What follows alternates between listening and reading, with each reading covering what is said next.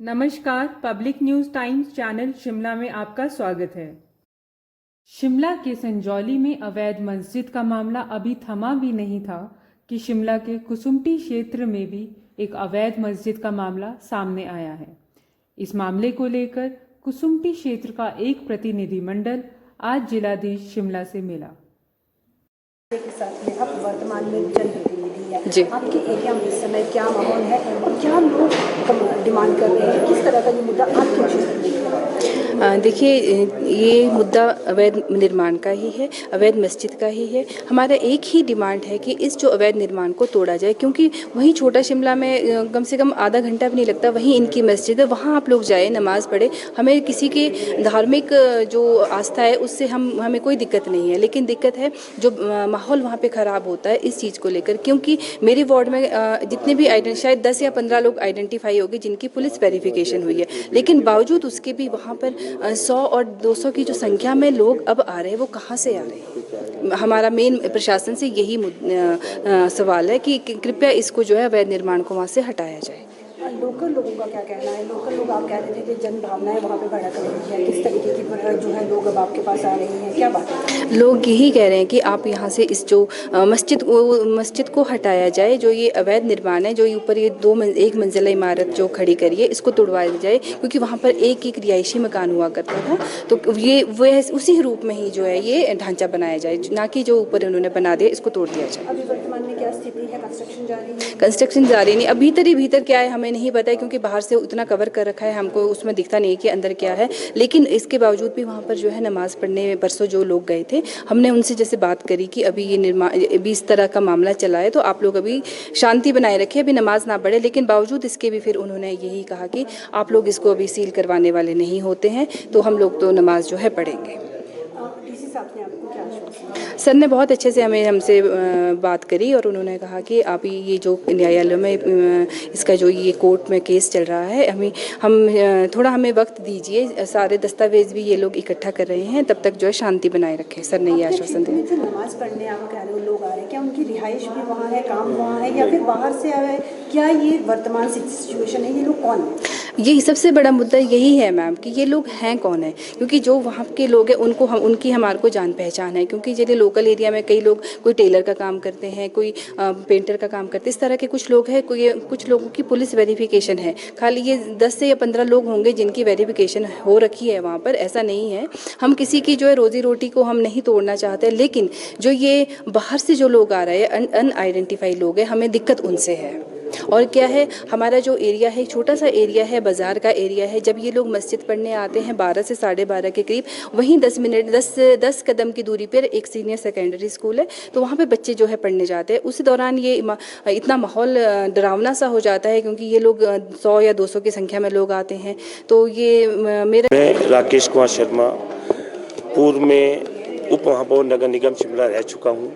आज हम डीसी साहब से मिलने आए हैं, बाजार के लोग मेरे साथ, वहाँ के वार्ड नंबर 27 कुसुम्पटी की पार्षद रचना जिन्ना शर्मा भी है, वह बाजार के अन्य लोग भी हैं।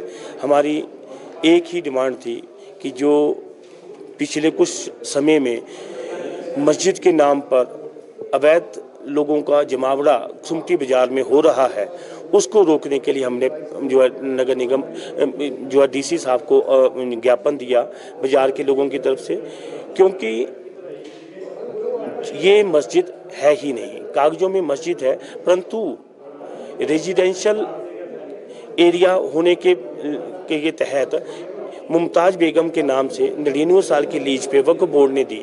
और सबसे बड़ी बात ऐसी है कि इसका मालिकाना हक केंद्रीय सरकार का है और कब्जाधारी तारुल इस्लाम है।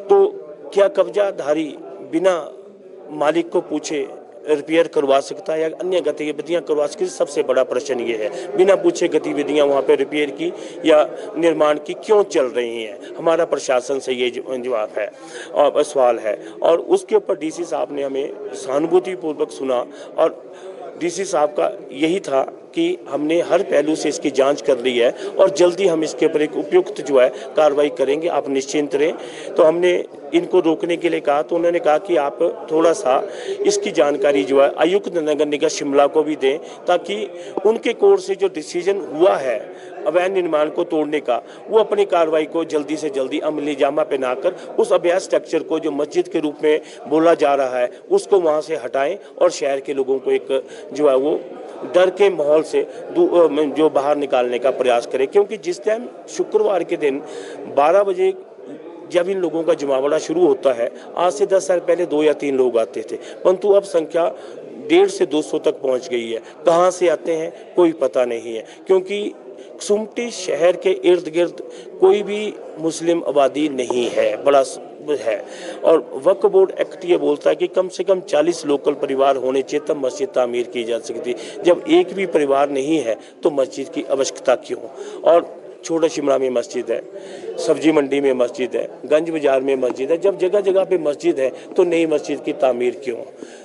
इस करके हम तो यही चाहते हैं कि प्रशासन जल्दी से जल्दी इस अवैध स्ट्रक्चर को डिमोलिश करे और शहर के लोगों को जो है राहत प्रदान करे। आपका कहना है कि डर नहीं है, तो जो यहाँ मस्जिद में आ रहे हैं या फिर जो मस्जिद है ही नहीं पहली बात, कौन लोग हैं, क्या इसकी कोई आइडेंटिफाई हो पाता है? ये जो जब से उत्तर प्रदेश के मुख्यमंत्री माननीय योगी आदित्यनाथ जी ने असामाजिक तत्वों पर यूपी में शिकंजा कसा है, उसके बाद ये लोग वहाँ से पलायन करके देवभूमि हिमाचल और देवभूमि उत्तराखंड की तरफ आए हैं। पिछले दिनों आपने खबरें, कई तरह की खबरें पढ़ी है कि पिछले दिनों उत्तराखंड के भी कई शहरों से इन लोगों ने जो है वो निकाला है। वही स्थिति यहाँ पे भी आ रही है, क्योंकि सोलन में आपने पिछले कल देखा है कि 50,000 का सामान दुकान के अंदर पड़ा है और 90,000 रुपया वो महीने का किराया दे रहा है। वो किराया आ कहाँ से रहा है? इसका मतलब कहीं ना कहीं से इनको अवैध फंडिंग हो रही है। वो अवैध फंडिंग की भी जांच होनी चाहिए कि कहीं ऐसा तो नहीं कि जो है मतलब वो अवैध फंडिंग हिंदुस्तान और हमारी जनता को कमज़ोर करने के लिए या नशे वगैरह के लत में लगाने के लिए पैसा आ रहा हो। ये भी एक चिंता का विषय है, क्योंकि अगर हमारा युवा वर्ग नशे के बीच में फंस जाएगा तो फिर हमारा देश का भविष्य क्या होगा। और एक चीज़ मैं और भी कहना चाहूँगा कि जहाँ पे मुस्लिम बस्ती होती है या विशेष समुदाय की बस्ती होती है, क्या वहाँ पे हमारे परिवार के लोग सुरक्षित हैं? आप आए दिनों अखबारों में और चैनलों में खबरें देखते हैं कि लोग उन्हें पलायन करने के जो है वो अपने शहरों के ऊपर और अपने मकानों के ऊपर मकान को सेल आउट करने के जो है इश्तिहार लगाए होते हैं, परंतु जो विशेष समुदाय के लोग होते हैं वो हमारे परिवारों के बीच में सुरक्षित रहते हैं, क्योंकि हम लोग शांति प्रिय लोग हैं और शांति के साथ एक दूसरे को अपने साथ लेके चलना चाहते हैं। परंतु कब तक? ये यक्ष प्रश्न है कि क्या सब कुछ शांति और लोगों को सद्भावना के साथ आगे लेके चलने का जो है वो काम हम ही लोग करेंगे? क्या दूसरा समुदाय हमारे साथ सहयोग नहीं करेगा? क्या केरल में मरा हिंदू भाई नहीं मरे? कश्मीर में मरे क्या हिंदू भाई नहीं मरे? आज बांग्लादेश की स्थिति आपके सामने है, क्या स्थिति है? बांग्लादेश में ढूंढ कर नाम पूछ कर हिंदुओं को मारा जा रहा है। क्या कोई हिंदुओं के बीच में क्या नेता प्रतिपक्ष जो है दिल्ली से, क्या उन्होंने कभी एक शब्द भी बोला? क्या दूसरी अन्य पॉलिटिकल पार्टियां उन्होंने भी कभी एक शब्द भी उठाया?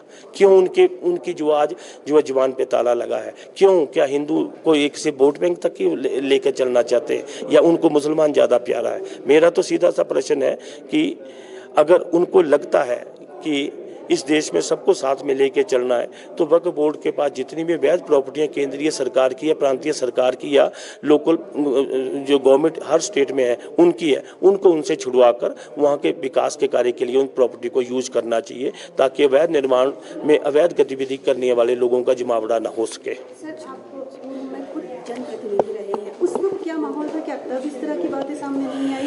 तब इस तरह के आंकड़े नहीं आ रहे? नहीं, आंकड़े थे, परंतु मैं आपको बड़ी स्पष्ट एक बात कहूं कि हिंदुओं के लिए सिर्फ एक ही पार्टी है, उसका मैं नाम लूंगा तो आप बोलेंगे कि और मुसलमानों के फेवर में कितनी पार्टियां खड़ी होती हैं आपको पता है। जब भी कहीं पे भी मुस्लिम की बात होती है तो ये सब पार्टियां उनके फेवर में खड़ी हो जाती हैं। आज वक्फ बोर्ड के संशोधन का मुद्दा है, क्यों जो दूसरी पार्टियों ने जो केंद्रीय सरकार का जो साथ नहीं दिया? क्यों भारतीय जनता पार्टी की सरकार का वक्फ बोर्ड के संशोधन में साथ नहीं दिया? ना संशोधन का साथ, अवैध प्रॉपर्टी को मुक्त करवाए ना इन लोगों से, तो उसमें सहयोग तो सबका चलेगा ना। अगर अवैध प्रॉपर्टियां छूटेंगी तो मेरा देश और हम लोग तभी सुरक्षित रह पाएंगे ना जी। धन्यवाद। वीडियो अच्छा लगा हो तो पब्लिक न्यूज़ टाइम्स चैनल को सभी मीडिया प्लेटफॉर्म्स पर लाइक, शेयर और सब्सक्राइब करें।